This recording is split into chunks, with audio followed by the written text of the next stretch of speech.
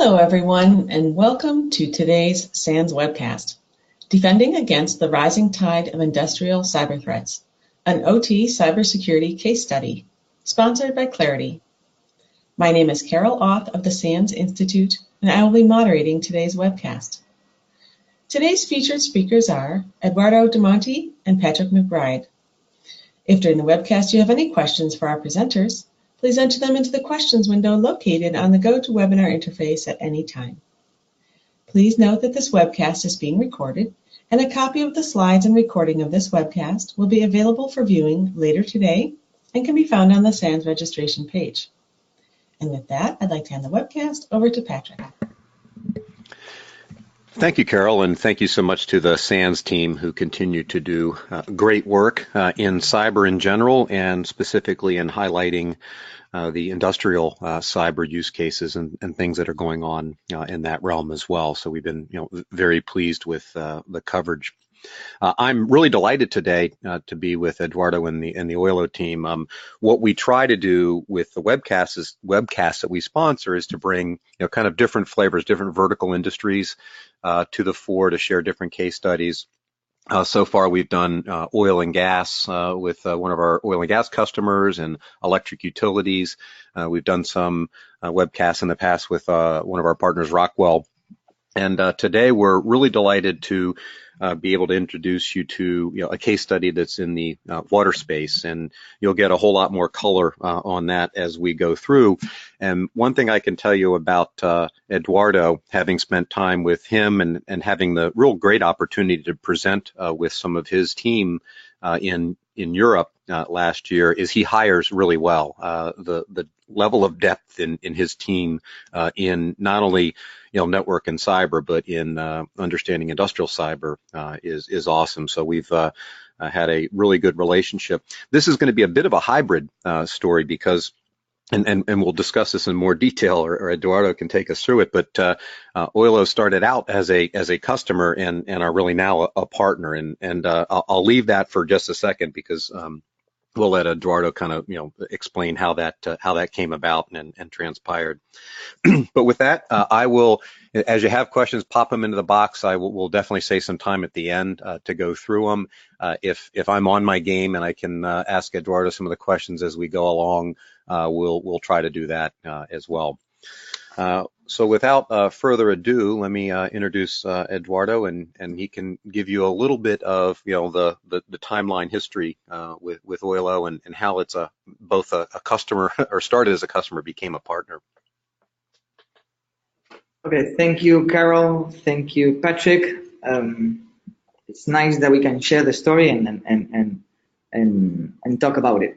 Yeah, we started as a client because we bought the technology and we wanted to solve the ICS and the problems related to cybersecurity, to OT in the water field, and then we end up building a completely new company, a startup, and we use Claroty, the technology, in our base services that we give. We're based in Barcelona, as you can see here. We have a really nice weather. We're here, beach and mountains close by, so it's a nice place.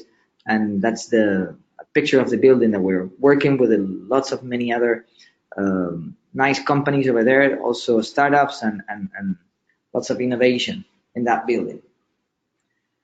I guess you're never too far from the water, you guys. It looks like a really tough office to have to go to daily. And I guess it's only apropos for a company that started off. I know you're not exclusive to water, and water utilities, but to be surrounded by three sides with water's, I guess, an interesting and bold statement of one of the key verticals that you're operating in. Yeah. Okay, then.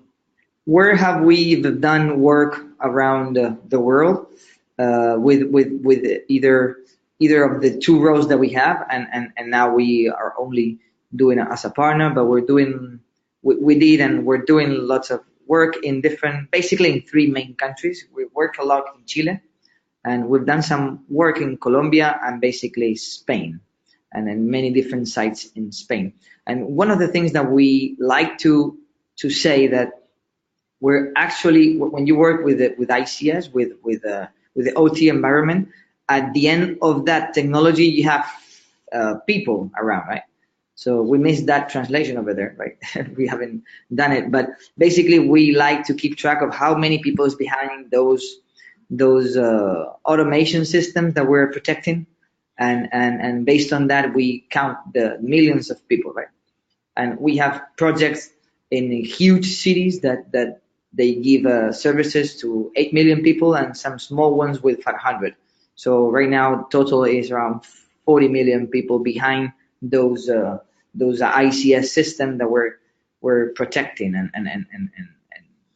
helping them to keep alive. Hey, Eduardo, before we jump from this slide, I recall a story one of your team members relayed to me that had to do with kind of the level of maturity in some of the industrial operations as it related to cybersecurity, across some of these places. Do you have any kind of comments on what's kind of the relative level of maturity in some of these areas? Yeah, what I've learned is that the level of maturity is not related to, I mean, it has a relationship to the field, to the sector, or to the country, but it doesn't have to be always like that. And we did a lot of work in Chile because there are lots of environments over there that the management has a lot of awareness about ICS, and people from Spain, when they went to Chile to see what we were doing over there, and they were completely amazed and surprised, and they couldn't believe it. So sometimes the name of the country, it doesn't mean that it has to be lower or higher. It depends on the people and the level of awareness and the maturity inside the company. Of course, that you have some regulation helps, like it is happening right now in Spain and Europe, right, with the new regulation that is helping to improve ICS security. But it doesn't have to be always like that. Yeah. What is driving that, by the way? And so, the team from Spain, relayed to me the same thing, how surprised they were at how mature the Chilean operation was, with its overall cyber, protection for, specifically for industrial. But you had noted, some of the regulatory, things that are driving now in Spain and Europe. What are some of the things that are pressing the companies there to pay attention to this?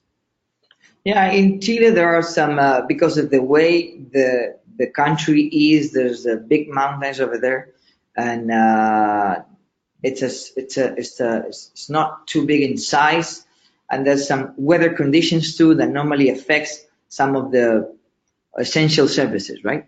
So that also with another variables that the country has makes it like the resilience model is complicated to implement for everybody, not for cybersecurity, for automation. So it's a challenge to implement many of the things that we can do it easily in Spain, but in Chile it is much more complicated.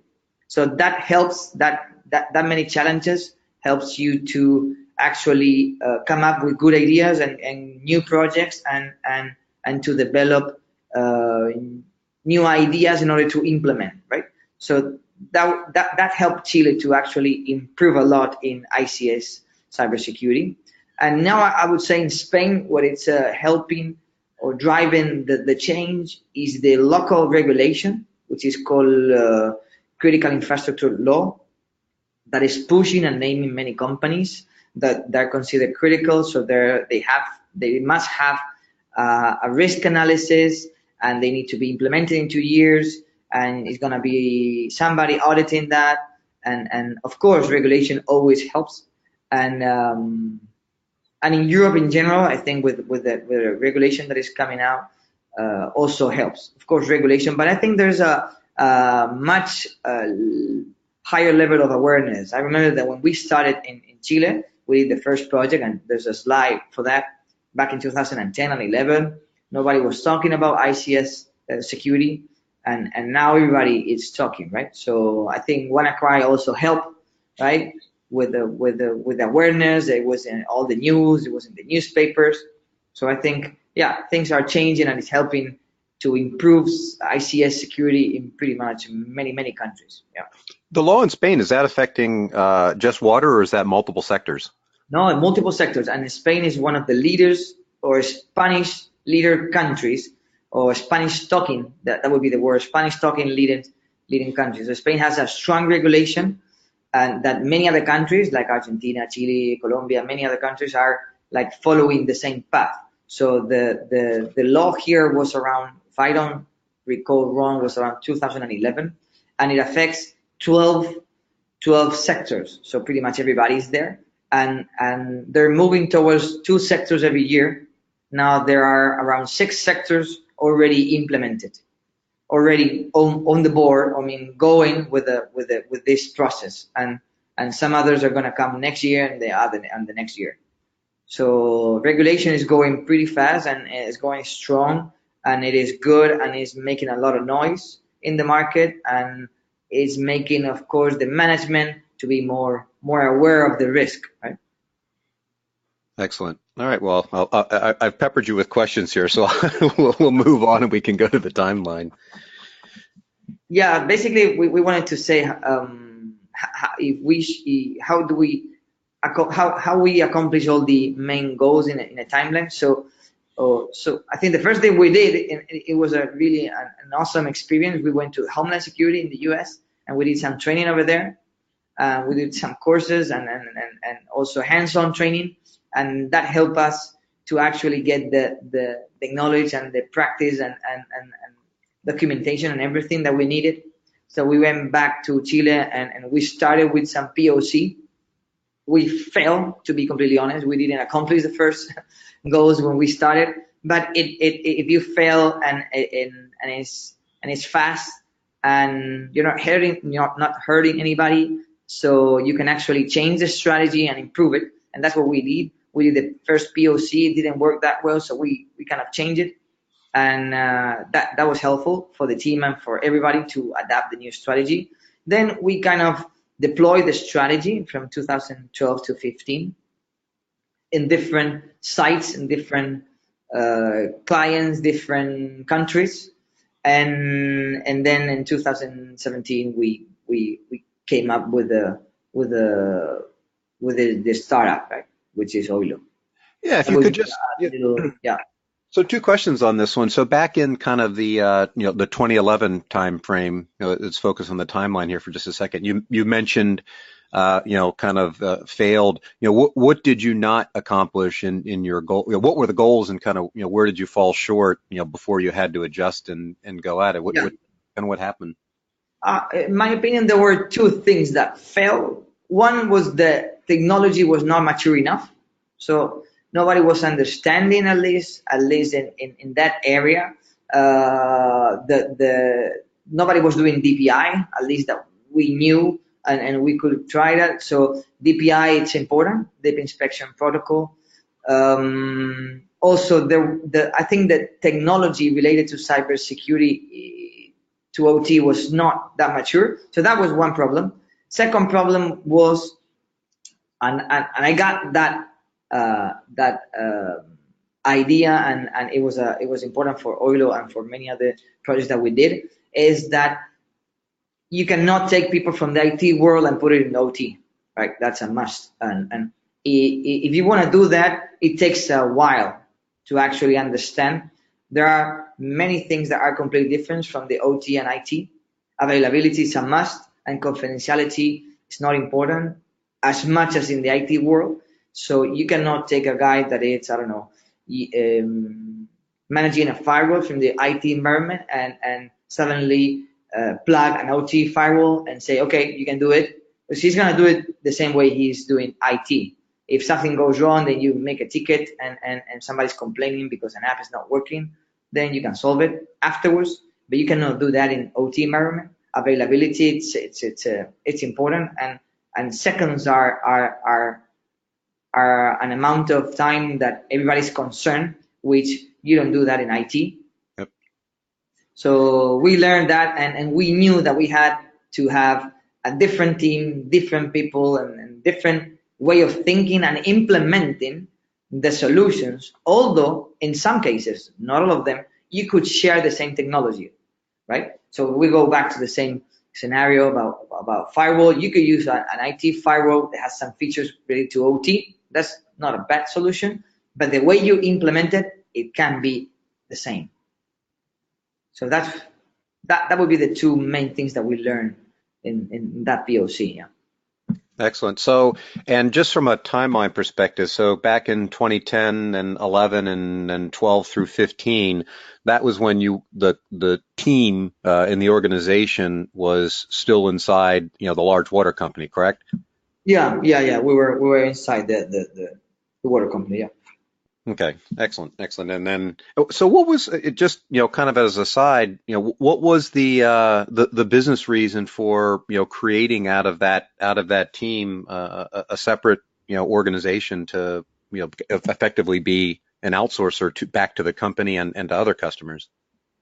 I mean, at the end, big companies, and I think it's a problem that have all the big companies have the same problem. They're huge, and there's lots of procedures and lots of many things that you have to do. And some business and some sectors or some ideas, they need agility, they need to move fast. And I think that from 2010 to right now, many companies have realized that. So they have created different companies with a different speed and different way to handle, right? And there are many examples. And I was reading a book a couple of days ago where they talk about the how fast Waze was created, and some companies did huge investments in sensors, physical sensors all over the highways and the streets and cities in order to monitor the traffic. And suddenly, you got some app in your mobile phone, and after 4 months, there's millions of apps, and you can actually know how the traffic is flowing based on that, and you haven't implemented any physical sensor in any street, right? So that's one example that we could use, and it might apply to many other sectors, right? There are so many examples right now at the moment. So I think big companies have realized that, and there are different speeds that you need. And I think cybersecurity in the IT, in the OT, now is moving into the IoT. You need to be fast. You need to be different. You need to apply math, machine learning, big data, so many things that it requires a different way to handle that. Hey, so on this, before we move on, had a couple questions here. They're pretty interesting. I guess I can paraphrase two to pull together, but you had talked about IT and OT being different, so we got a question on that, and then one kind of more specifically, I think that is, do you think it's easier to teach an IT person about the OT environment, or it's easier to teach an OT operations person cybersecurity? In my opinion, I've had both. I think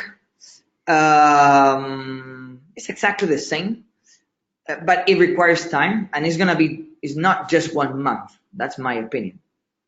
And the problem is not the time, is the context. Because in order to teach, either if it's an OT, cybersecurity, or IT to OT, you need a test environment. So you need some field sites, you need automation, you need an ICS system. So it's kind of hard, I think, for an IT company actually say, yeah, I'm doing OT now. Yeah, I can test with this new client. Let's give it a shot. I think that's risky. And of course, you don't want to do that. And so I think that's the main barrier, that it's easy to actually say, yeah, I can do OT if I did IT, but it's not that easy. I mean, you can do some repos or some stuff that is a high level, but actually go into electricity, gas, oil, water, name it, any plant, any industrial site. It requires knowledge. It requires different scenario that you cannot do it in 2 or 3 months, or you cannot test it with one client. So that's, I think, the main barrier. And also it requires time. Of course, you cannot do that in a couple months. Yeah. As a 25-year kind of cyber guy, coming into the OT in the last 3 years, I remember early on in my, learning and exploration in OT, getting admonished by a true OT cyber, person, had come from IT, but spent many years in the OT environment. I was asking the kind of one of the questions that comes up all the time about patching systems in the OT environment and why it takes so long. And that was I thought going to be about a 2-minute answer, and an hour later we were getting to the end of all the different kinds of headwinds, and not excuses. I mean, I think that's what I kind of learned. I mean, IT people will come in and believe that OT guys just don't actually want to patch, and until you understand all the contractual issues and maintenance issues and certification issues and liability issues and as you said earlier, resilience and making sure the plant continues to operate kinds of issues, that there's a lot of actual real headwinds. It doesn't excuse us to not patch anything in OT, but the time frames are different and how you do it are different. So it was kind of, at least in kind of the brownfield, the existing plants and stuff. So I was read the Riot Act basically on my my poor IT views in terms of how it applied in OT. Yeah, and still, if you are from the OT environment and if you want to move into the OT cybersecurity, for them it's pretty hard too, because everything is Chinese for them, right? Protocols, the symbols, everything. So they need to start from scratch, right? And it's not impossible, of course not, but it requires time at the end, right? So anyways, you need to spend time, study, and take the right time to actually do it really well. Yeah. So we got, one more question before I move on, because as I brought up the patch thing, we got a question on, a lot of the software manufacturers, approach doesn't particularly work well because of all the headwinds that we talked about, because it's hard to patch in the OT environment.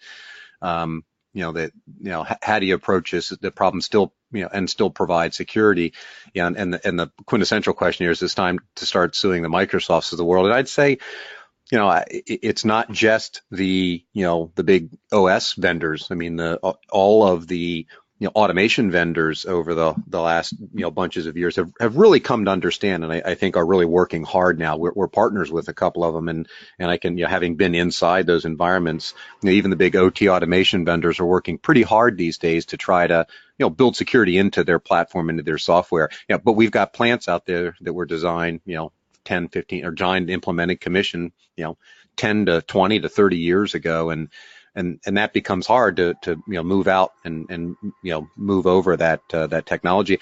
And I would say, you had mentioned, Eduardo, not to let anybody, frankly, off the hook. I think engineering good software and secure software is what you have to do, what we have to do moving forward. We have to demand. But I would say, I mean, even when WannaCry hit, and you had NotPetya and things like that affected plants all over the world. Microsoft had patched even systems that, even XP, because it was, such a big issue that they even provided patches for that. Again, it's hard to apply those, or it takes time in a plant, but those are out of, so there's customers that haven't moved on. There's automation vendors that haven't moved off of some of those old XP. They provide patches for XP, even they haven't moved off. So, it's a hard problem. I think it's going to take the whole village, to solve this. And, it's a lot easier on a brand new plant, to implement a more secure environment than it is to kind of bolt security onto an existing plant. But that's really what we end up having to do. Yeah. So yeah, we talk. Go ahead. Sorry.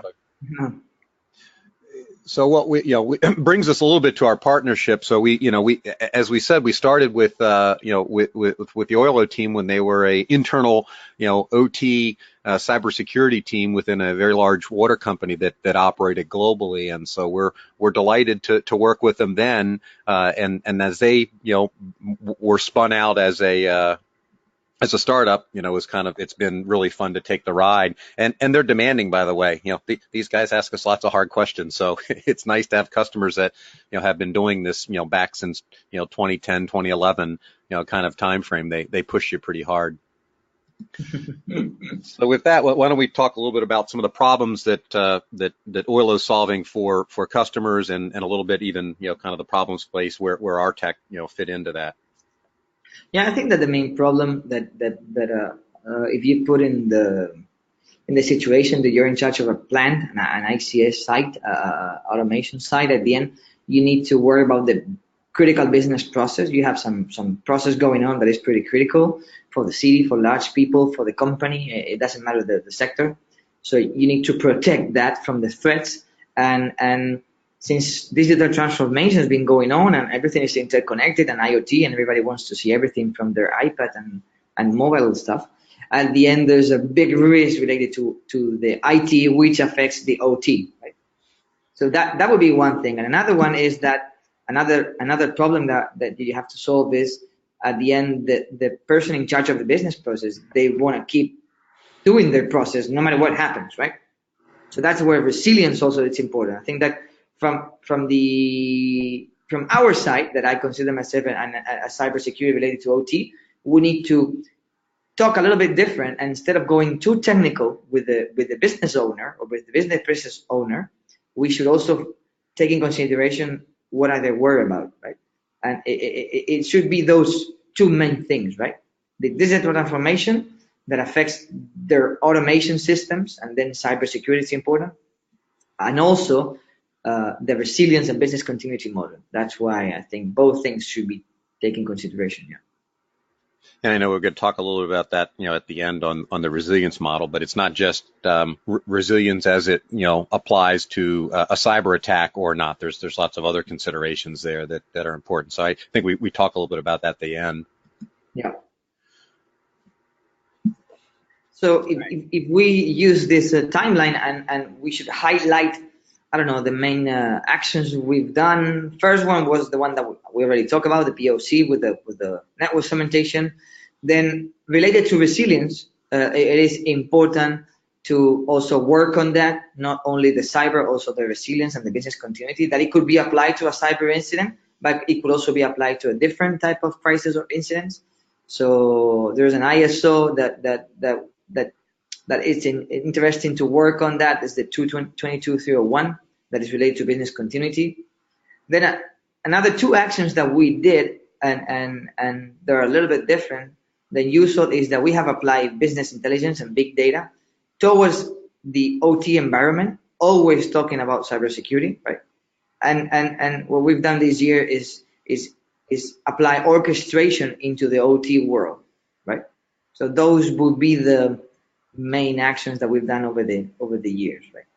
Yeah, one of the questions we get, often, I'll ask it to you, is this almost looks like, if you followed from top to bottom, a maturity model, for going from, kind of basic security. Although when I say basic, I don't mean not important, basic security to much more holistic security approach in the OT environment, as we've kind of done in the IT environment.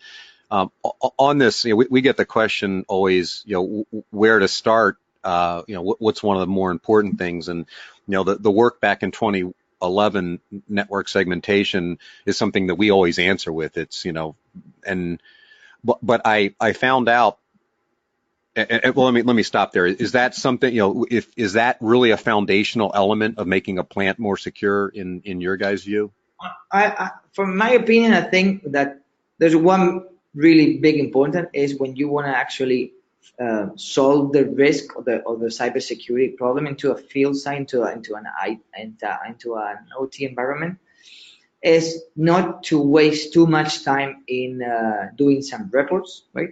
Or consultancy. I mean, it's important to do some consultancy in order to actually understand what are the key points and how do we start, but you cannot spend 2 years just doing some, word stuff, and then you end up with the same problem, but everything is written. So that would be one advice, not to waste too much time in reporting, right? And then based on the technical actions that you could do in order to actually lower the risk into this field site, it would be depending on the plant manager needs. But I think that 2 or 3 actions that I would do is, first, you need to have an inventory. You need to have a list of assets. It's important to actually understand that. And I would implement the solutions that are non-invasive, which means that you don't need to worry about stopping or putting in risk the availability of the site. That, for me, it's important. So you can guarantee the plant manager, say, no, we're going to do this, and don't worry, this is going to be non-invasive. We're not going to do anything to the OT system, but we need to gather this information in order to actually give you some feedback. So I think the list of assets, or it would be one. Network segmentation, of course, is good also, but you can start with just putting the firewall or doing the network segmentation without any rules, and you still gather information that is useful. And also some whitelisting solutions I would apply too, but that's a little bit more complicated. And but yeah, from my opinion, the idea is how can we gather information related to cybersecurity into this ICA's world and put it together, and we can analyze it and take actions. That would be the goal, right? And not to waste too much time in words. Actually do something to the site. Yeah. Turn action, words to action. It's interesting. We get the same kind of comments as we walk down the path with plants. And by the way, we're not in the segmentation business, so at all, specifically, but I found as I've talked to people, I've actually miscommunicated on that particular point in many ways. It's like segmentation's in the eye of the beholder in cyber, as the quote goes. It's what I'm very often was talking about with kind of segmenting within the OT environment. But there's obviously two big segments. There's a perimeter-oriented segment between IT and OT, letting the appropriate traffic pass through, kind of the, in the same way we do in and out of the, business network to the DMZ, et cetera. But where I was typically talking about is, one of the big gains you can make in segmentation is also to segment within the OT environment. So if attacker gets gains a foothold into one area of the network, that you've raised the hurdle for them to move laterally and get into other pieces and impact things. And plant folks, the plant owners and our customers, and I know you guys have said that visibility ends up being really important. And one of the things that we kind of backed into was a lot of customers have used our technology, which provides visibility not only in the assets, but specifically how they're communicating on the network, to be able to do segmentation within the OT environment, because that's hard. You don't know, you might have a drawing that shows the physical layout of the assets within the environment, and most of them are on a big flat network anyway, but you don't necessarily know what's talking to what. So how you would have to group things into a VLAN or into a separate, firewall off segment, that sort of thing. So that was, but we kind of agree that segmentation is hugely important.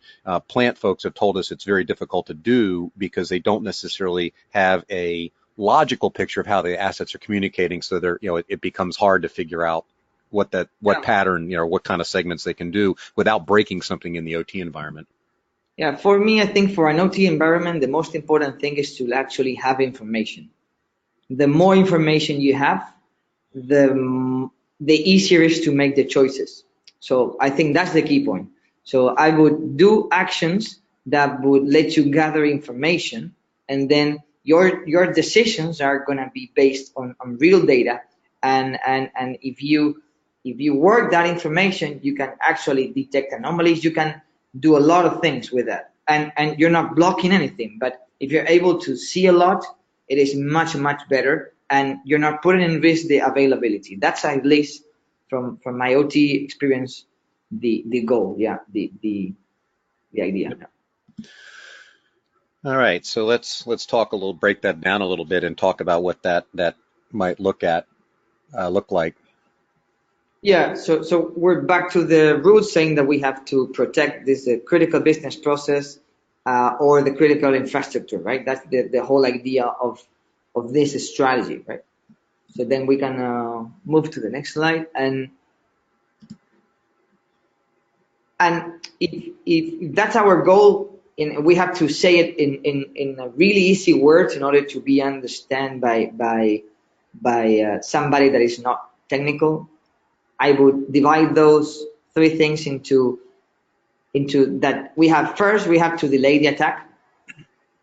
That's important. So we need to implement some sort of barriers in order to make it harder to launch an attack. We have to reduce detection time, and that's why we need lots of information and apply some technology. We cannot do everything manually. We have to apply technology to that, and also we need to improve the incident response. So for me, those 3 goals I divided into 3 action plans that we call it internally sense implementation. And why we say senses? Because we're actually putting some sensors that are cybersecurity related in order to gather information. The trust center would be the center that you actually trust, that is going to make the good choices or the good actions, taking in consideration all the information that you gather with the sense implementation. And also you need to apply resilience, business continuity, because you're going to have an incident and you need to be able to respond the best way you can, right? So those are the 3 action plans.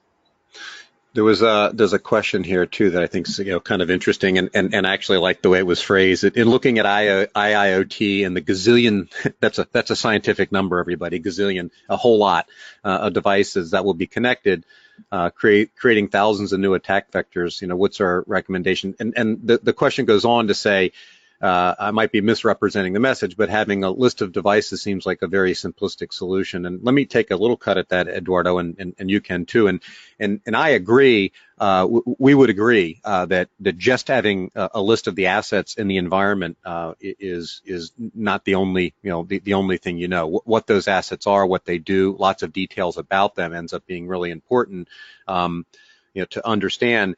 But it's being again coming at this as really a practitioner in my history, and then looking at the problem, I've been quite shocked at how little visibility that whether it's the OT teams at a plant have into the exact assets and the communications and the networking in their environment, or particularly the cybersecurity guys as they get to a plant. Effectively today, they're very blind in terms of what's in there. They may have very often a plant may have done an asset inventory, but that's a walk around with a clipboard and put stuff into Excel spreadsheet kind of exercise. To have updated granular information about what assets are in the environment. By the way, that's not just control assets. I mean workstations and historians and PLCs and things like that. It's laptops and wireless kinds of things that are getting plugged in these environments. So that means asset inventory, if you will, or asset discovery writ large. So it's kind of we don't disagree that seems like kind of an easy button thing, but given kind of the state of the state, most of the customers we walk into have are kind of blind into their OT environment. And when they've tried to plug kind of traditional IT tools in, they can get some level of inventory, but they're not good at defining the OT assets in terms of what their relation to the process is. And they don't do much for the communications, letting understand what's communicating and how it's doing, so that you could do anomaly detection and that sort of thing. So we've kind of run into that in most of our clients. As you saw my title on the first slide. As I like to joke, I'm title challenged. I get the marketing title here, but back to my practitioner routes, I always kind of want to go to the next hard thing. But this little inventory and asset and understanding what's communicating and how it's communicating on the network is way harder than a lot of people look from the outside of IT looking into the OT realize. Did you have any comments on that as well, Eduardo? Yeah, I think that maybe I didn't say it the right way, but it's not just a list of assets. It's a list of assets and their relationship and their communications and their protocols and what do they do? Do we have a new asset? An old one is gone. What are the versions? And there's a lot of metadata related to that list of assets and all the relationships. That at the end, it's a starting point. It's a starting point where you can actually take basic anomalies. Of course, they're not complicated, but it's a starting point that is not invasive. And I agree with you that when you go to a field site, nobody knows what they have. Those ICS systems have been installed there for the last 10, 15 years. Nobody wants to touch them. So it's kind of turning the light into a dark room. Of course, you're not going to fix everything, right? We're just turning the light, but it's a good start. And if you can get more information with those assets about their relationship, how they communicate and stuff like that, and then it makes things even much more interesting. So yeah. I had a hard time explaining it for a long time, and one of the analogies that worked pretty well when you go beyond thinking about it as just a list of assets and thinking about how they're communicating. At one level, that could be, if you walked into the United Nations building, when it was in session, anybody could sit there, from the observer platform and kind of see who's talking to who. The same thing in an OT network. You can probably find some technology in your existing kit that can let you know, data flows and what devices, what's talking to what in the network. Understanding those conversations is wholly a different thing. That really takes an understanding of the actual protocols, both the proprietary and the open protocols that are running around those networks that are unique to the automation system vendors. So if you're at the United Nations and you can tell that person A is talking to person B, and they do that quite frequently, and person B is talking to person C, and they don't do that very often, but you might be able to tell that, but you won't know if they're planning, if they're making lunch plans or dinner plans, or they're making some, pact, to attack somebody. So, moving that scenario into the OT environment, it's relatively easy to get kind of a generic asset inventory with tools, although they tend to be not passive and can damage the environment. It's hard to get a really detailed inventory of the environment. It's harder. It's fairly easy to get some ideas of how, with various different tools, thing A is talking to thing B, but to truly understand the discussions at the level of, this engineering workstation is making a change, updating firmware, updating ladder logic on a controller that controls a process, is a wholly different thing. So when we talk about visibility, it's easy to think about in the context of the current tools that a lot of IT folks have access to, that would give you a little bit of visibility in the environment, but really not the visibility you'll need to do real monitoring. Yeah, completely agree with that. Yeah. Okay. Yeah, here there's a kind of a list of how many actions we have implemented in those 3 areas, and sometimes before, in order to decide which sensors to implement or how fast can you go with the trust center, or which is more important, if resilience or sense implementation, we do a short gap analysis, and that's why I'm saying short, because it has to be done real quick. If you actually know the OT environment and you know what you're doing, should be done in a couple months at the most for a big site. And of course, if you have many more sites, it will take longer. But I would not spend much more time in that gap analysis. But it's important if to do it in order to actually prioritize the right actions, right? And so you're talking about a gap analysis, Eduardo. What are you guys using as kind of your baseline for what you're measuring against in those kinds of initiatives? Yeah, we use the main ones that are pretty much known by everybody that is in the OT environment. The ISA, if I don't recall wrongly in English, 99, that's one. Or you can also take in consideration the NERC and SIP. You can also use some NIST. The idea, at least what we've done, is we've read all of them, and we've taken what we think is the best for each of them, and we have put them all together, and in a way that we can actually assess a site and see where are the big problems, and then we can decide which sensors to implement then, and who should go first to the trust center, and then how can we also accomplish that main goal, that is protect the business process with the resilience and business continuity. Yeah. Awesome. Right, so we go a little bit deeper into the sense implementation, right? The idea here is this is a typical situation from an OT environment. You have the control room, you have all the different types of communications and different field sites, maybe 1 or 2, and sometimes we have a control room with, I don't know, more than 80 sites. The idea is to put sensors that can gather information that is going to help you to make the right choices. Of course, we're always talking about cybersecurity choices, right? So that's the whole idea. And then one problem that we have here, if you if you move to the next slide, is that we have to work with and it happens in the IT environment too, with the multi-branding. This is just an example, yeah.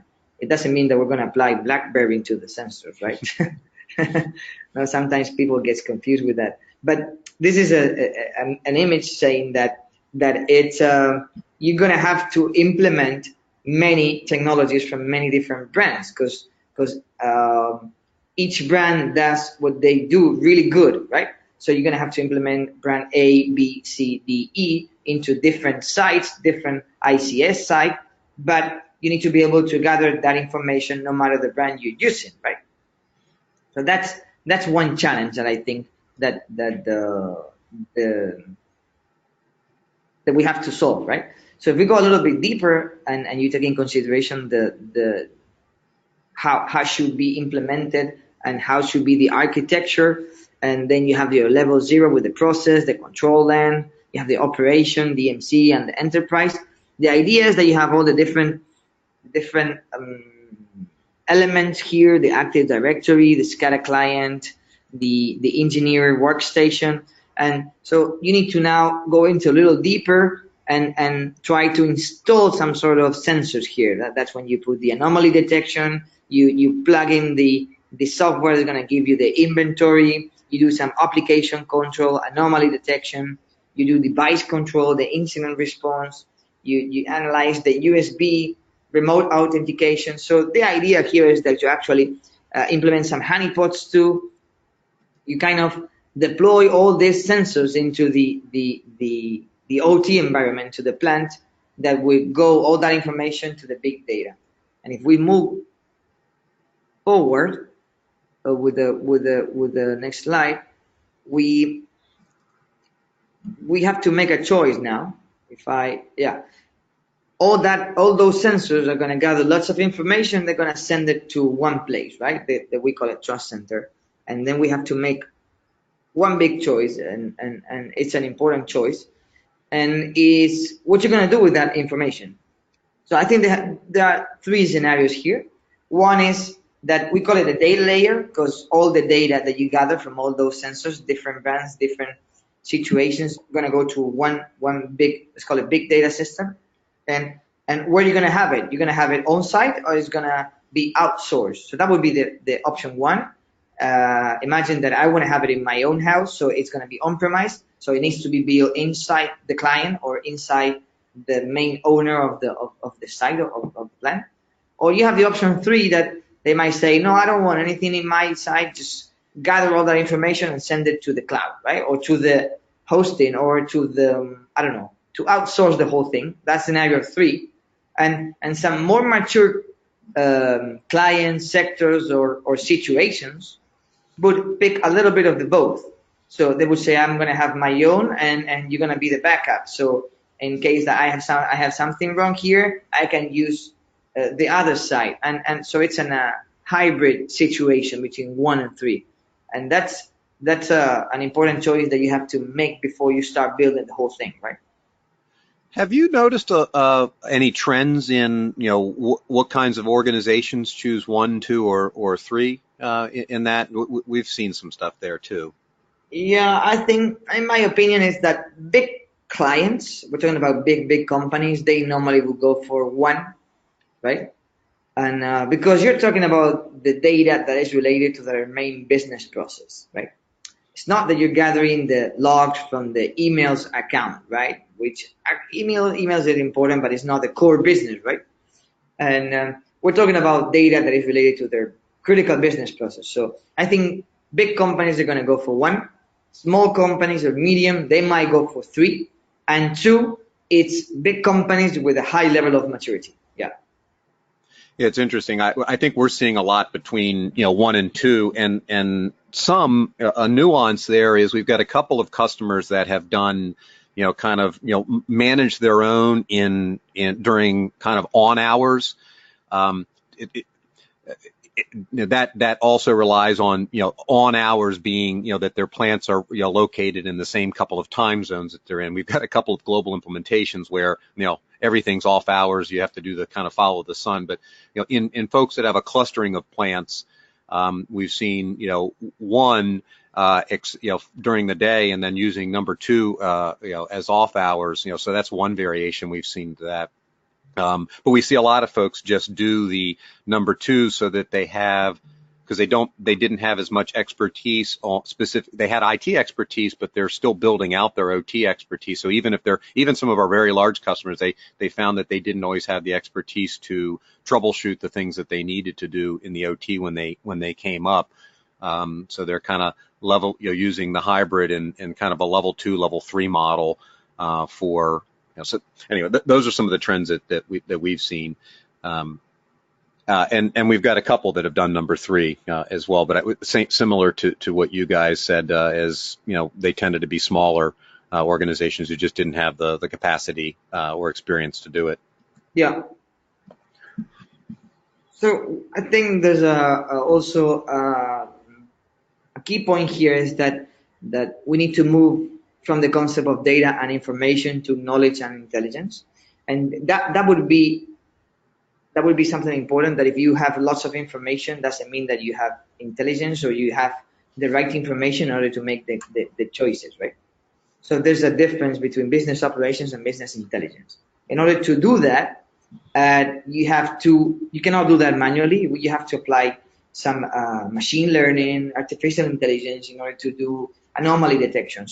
So I think the key point here is math. You need to put in the same team with the ICS cybersecurity specialists that are going to make the choices.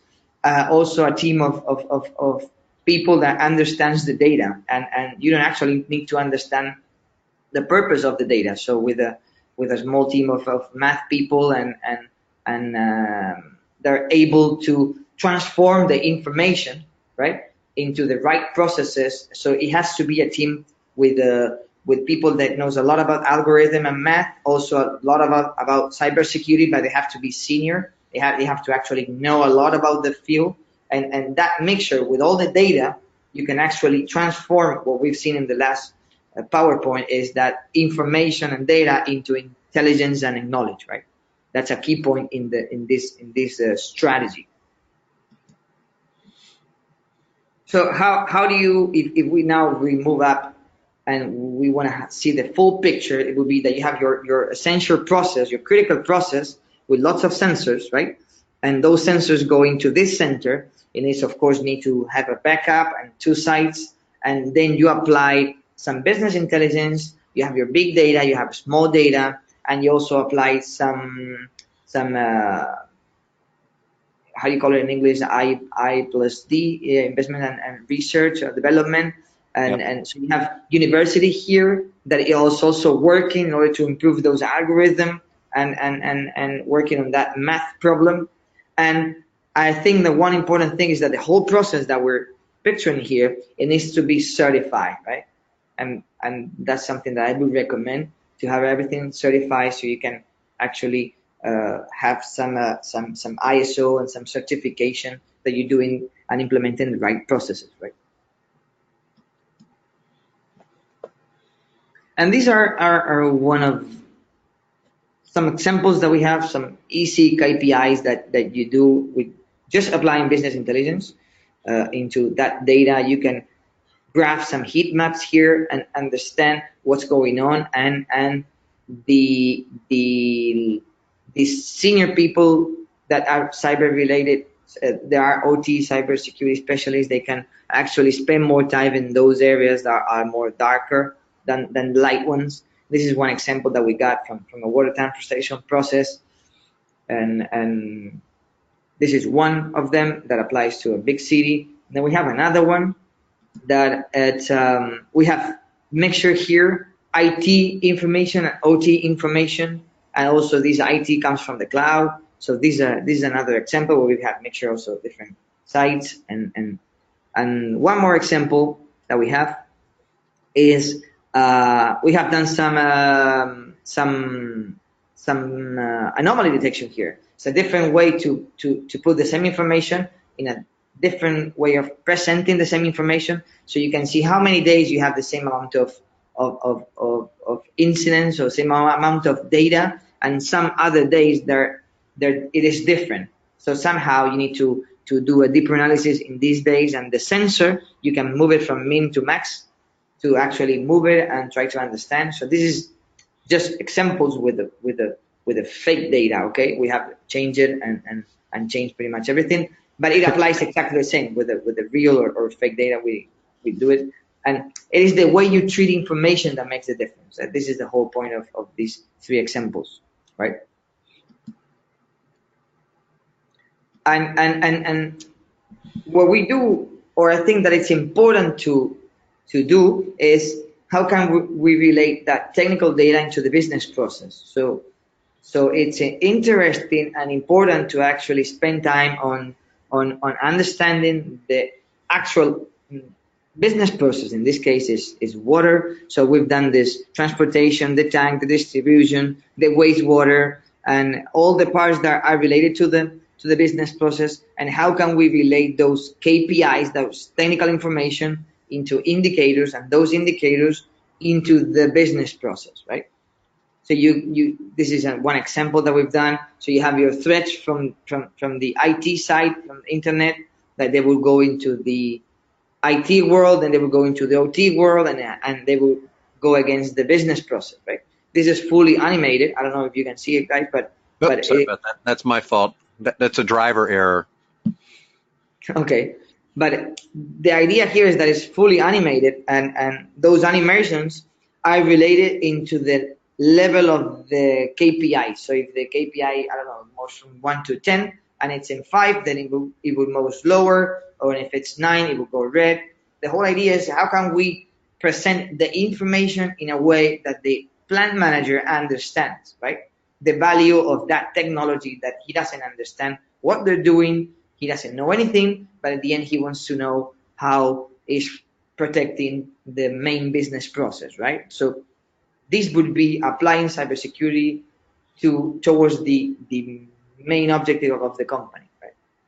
And this is one example. So you have your control room with the SCADA systems, right? And then you have your graph over there on the right side that is showing you how your threat of cybersecurity is affecting the OT environment. Yeah, this is one of the clearly more mature environments, folks, that we've seen. I mean, they're obviously leveraging Claroty technology in the sensing and in the network for asset discovery and anomaly detection. But their ability to, that wasn't just a pretty picture before. They've actually turned that technology into actual real KPIs so that the control room can see what the real risks and threats to their environment are.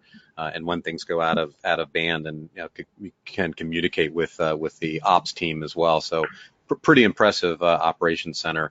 And I think it there was a question earlier about some integration that we do with things like Splunk and other things, which we'll answer offline. But I think, bar none, this is probably the most integrated we've seen our tech and other technologies, integrated together into and do a picture that actually shows what's happening to the process. I think we're getting to the bottom of the hour here, and Carol, permission to go over a couple of minutes to finish a couple slides here. We've been kind of doing questions along the way. Yeah, go ahead. Awesome. Yeah, this is going to be realistic, the end of the presentation. It's just, I think that we have to mix a little bit of the business continuity idea in order to get more attention from the business owner, from the plant manager, not talking too much about technology. So they would actually listen, and it would get us closer to that guy that is in charge of the business process. So I think implementing these business continuity models, doing some awareness, doing some crisis simulation for that management team, and governance of the incident response, and even applying virtual reality to a situation. We've done that, for example, with a leak of gas chlorine into the water scenario. So it's not just a written scenario. You can actually put in some glasses and live that situation, and you know how to react. That would be one good thing. And also give them examples that we had, for example, when we implemented some sensors, and then we detected that some of the SCADA systems were sending information to different countries, and we understand why, and then we realized that the SCADA software was using some open source software that was copy paste, and what happened there was that those copy paste instructions had some coding that was telling some other country who was using that software. Nothing serious, but it was about the usage of that software. So kind of, I think we need to put that in value towards those managers. And I think that the resilience, the business continuity helps to improve the whole model that, of course, related to the things that we've talked before, right? Yeah, I think that is, you were saying it was a fairly rogue. We won't name names, but you were saying it was a fairly rogue country where that open source software was communicating back with. Is that a fair statement? Yeah. You also mentioned, I think, when we were going through this, and you mentioned at the beginning of the presentation too, kind of talking about situations that, or making it real to the plant owners and managers and stuff, and that this may be, one of those areas where it's not all about cyber. Their world isn't all about cyber, because other bad stuff can happen to them. A bad day in the office for a plant owner isn't just a cyber attack. There's lots of other ways a bad day in the office can happen. Yeah, and this is how you can get closer to him, because if you actually understand what the problem are, they're going to listen to you, and it's going to be easier for you to convince them to implement and this cyber scenario. So I think that business continuity helps to actually do that. Yeah. Excellent. I think that brings us pretty much to the end. We've got some other questions here that let me go through. This one came up earlier, and it's actually an interesting, pretty interesting question. It was, talking about one of the trends in security, particularly not necessarily industrial security, but security writ large, is with the advent of cloud and remote connectivity, is that the perimeter, or the concept of the perimeter, is becoming less important, and identity management has become the emphasis. Which in some ways, the plants and the ICS infrastructure, I think, are still relying on, this concept of an actual firewalled type, perimeter, a strong perimeter. I do remember early in my career where we used to laugh about, in the early stages, and this goes, I'm an old guy, so this goes way back, but, when we, at the, early days of internet, when we're just, firewalls were the basic tool of the trade, where we talked about M&M security, hard on the outside, soft in the center, and we spent the last 20 years hardening the center, only to then have it connected to cloud and other things where we had to, rethink what it meant to put a perimeter out there or not to have, a perimeter, and that you really privileged accounts and protecting the accounts and protecting access, into the networks was particularly important. Any thoughts on that kind of construct, Eduardo, and does it apply to plants as well? Yeah, I think it's. I think at the end, the OT environment has less maturity than the IT. Although in IT it's a little bit different. The layers are much less clear. The OT, it is a little bit more easy, and at the end you have different vectors that you need to take care, at least lower the risk. I think we don't have to forget that everything is related to lower the risk. You're not gonna make it to 100% sure that nothing's gonna happen, but if you lower the risk and you need to understand the vectors or where are the weak points of the whole infrastructure and apply some sensors and gather information. That's why it's not just about applying blocking or about firewalls. I think it's the whole idea is to get information and actually detect earlier, because you don't know what is going to happen in the next 2 weeks or what's going to be the threat. But if you have lots of information, you're able to detect that something is wrong, and you go into a deeper analysis, and then you can actually see what's going on. So for me, it's not about just blocking or it's more about detecting, about patterns, about gathering information. Yeah, we've seen the same. One practical implement or example with this kind of the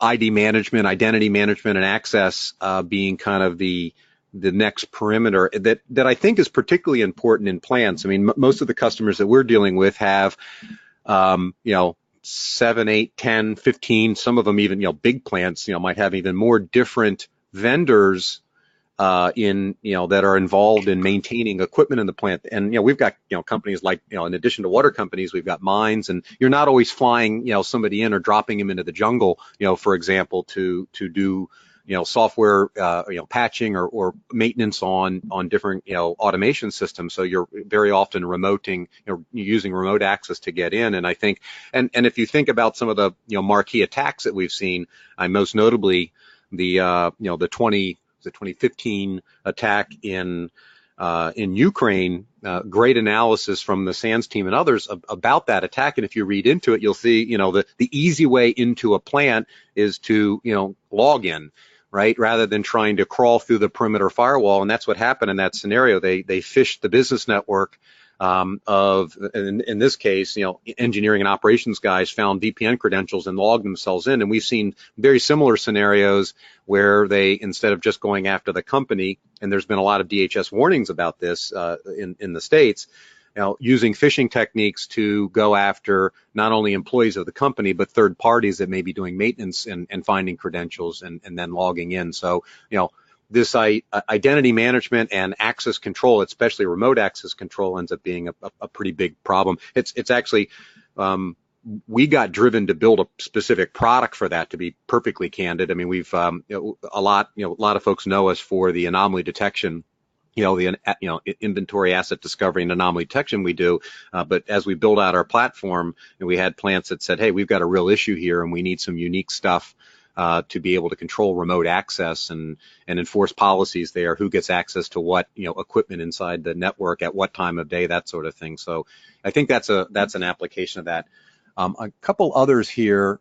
We got a couple of questions, by the way, on if we're going to show the Claroty console. I'm not going to. If you guys email me, on the backside, we'd be happy to either point you to, drop you to a webinar or do a deep dive demo. More than happy to, take you through a demo of the technology. This wasn't the goal today, but so we've got another so this one's for you, Eduardo. In your opinion, do you believe that specific mandatory standards and requirements relative to patch management need to be implemented in other industries, similar to what NERC has done with SIP in energy, and to enforce, fines if companies are found out of compliance? Yeah, I think that's a good approach, but it doesn't have to be the only one. I think patching is important, but it's not going to solve all the issues. So yeah, the question would be yes. I think it's a good action, but it should be also complemented with another actions that we talk over yeah. This is a kind of a part question and part comment. I'll try to phrase the comment. It's pointing out the fact that a lot of companies will jump into, almost to the last point, into vulnerability analysis and remediation as kind of the first step, and spend a ton of money, putting in place controls to strengthen that aspect. When they're not necessarily having done an overall risk assessment in the environment, understanding, what are the attack pathways, what weaknesses could be exploited, that sort of thing. So I wanted to get some comment on, kind of a risk-based approach to, to solving this, industrial cyber equation. Yeah, I think that's why when we show the slide that it was saying how many times have we done each of them, I think that the gap analysis, that risk analysis should be done before going to that. I agree with that comment that it should be done before, but you don't have to spend that much time too. I think we have to look for a balance between risk analysis and then implementing actions. Going towards something straight like vulnerability assessment, I think is not the right way. I agree with the comment, and I think that risk analysis or gap analysis, it would be good to spend a couple of months before you actually decide what you're going to do first and second. Yeah. So I've got this question, boy. This one's directed to us. Has Claroty deployment helped identify ICS-specific malware thus far? It's interesting. That gets us into a kind of an interesting discussion. The firm answer is yes. We've seen, well, partially. The firm answer is we've definitely discovered things that have impacted control systems. Not all of them have been ICS, or majority of them haven't been ICS specific malware. So we've identified things in plants where you've got, SMB related, attacks. You've got Petra Wanna Cry, those types of things, coming in. And we've certainly seen in a lot of places where there's existing malware installed, or where an attacker's gained persistence and has established CNC kinds of channels out. So it's an interesting question, because we agree. In fact, our design principle, and the guys that worked on the original architecture for our anomaly detection, frankly, went to the really hard problems first. They came from an attacker mentality, and specifically, understanding industrial networks. So that's where we went first, not only with detailing, finding all the assets, but specifically building anomaly detection that was designed to attack, or to see exactly that kind of thing, like specific OT attacks. That's why we had to analyze and understand the communications. For example, am I doing a write between an engineering workstation and a controller, or a read operation? And if I'm doing a write operation, what is it? Am I downloading a firmware update, or am I making logic changes to the the control logic, that sort of thing? So if you haven't done your analysis at that level, you can't really find those kinds of attacks. So the answer is, we've seen lots of things. One of the things that we've seen in the lab, we actually tested with Schneider. We were pretty highly involved. If anybody is familiar with the attack, the Triton or TRIS attack on the safety system, the Triconic safety system that Schneider Electric built, it was a particular refinery or chemical company, joint venture chemical company that was attacked, and they had, and anybody only really saw the first part of the attack. We were able to analyze that, get a hold of that malware with the Schneider team, analyze the malware. But the first thing we did, frankly, was run it in our lab and see if our technology picked it up, which we did. Then we handed it, over to the Schneider guys rather than trusting ourselves to do the test. The Schneider guys actually tested it against, our Claroty platform, our continuous threat detection product, and got the same results. And it was interesting. One of the things that the malware did 3 very quick writes directly to memory, which was very anomalous for the way that protocol, the protocol was implemented. And that's actually what we alerted on as a suspicious write to a controller. Now, we didn't call it TRIS or Triton because, it was an unnamed, unidentified malware at the time. We can name it now. We've developed a name for that, that kind of it's not really a signature because we don't need signatures to find stuff. We just need signatures to name things at this point. So, hopefully that answers the question. We see much more early stage, things, or more generic malware in plants than we do, specific OT malware, but we're designed, specifically to catch that and have done that, in past, both in lab and elsewhere. So hopefully that's a well-rounded answer to that question. I think there's a couple of questions here that memory writes were detected based on network flow. Yeah, the memory writes were detected based on writes, DPI. It wasn't just network flow data. It was understanding the protocol and what was happening, specifically. So I think that comes to the end of most of the questions. A couple here that are specific that I'll take the time to answer. If either Eduardo or I, if you want to get to either one of us, our emails are here. We had a couple folks that wanted to get a demo of Claroty. Certainly hit me up. And the Oylo, team and Eduardo are certainly available. If you get either one of us and have a question that, pertains to the other, we'll get it to the right spot. So just email one of us and we'll get there. With that, I want to thank Eduardo. It's always awesome when you can have a company, that is, both a partner and started out with a customer, or as a customer to present rather than us talking about it. It's a whole lot more impactful. And so thank you for your time today, Eduardo. Thank you for the presentation. Thank you, Patrick, yeah, and Carol too. Yeah, it was a nice opportunity. Yeah, thanks for the SANS team. Now, again, keep up the great work in cybersecurity writ large, and certainly with industrial cyber. I think you guys are really leading the charge on that front, educating the community, and we certainly appreciate it. It's going to take a village, as we like to say, to accomplish this mission of protecting these systems, and we're just our companies here today are just a small part in that effort, and so we love what you guys are doing. All right, well, thank you so much, Eduardo and Patrick, for your great presentation, and to Claroty for sponsoring this webcast, which helps bring this content to the SANS community. To our audience, we greatly appreciate you listening in. For a schedule of all upcoming and archived SANS webcasts, including this one, please visit sans.org/webcasts. Until next time, take care, and we hope to have you back again for the next SANS webcast.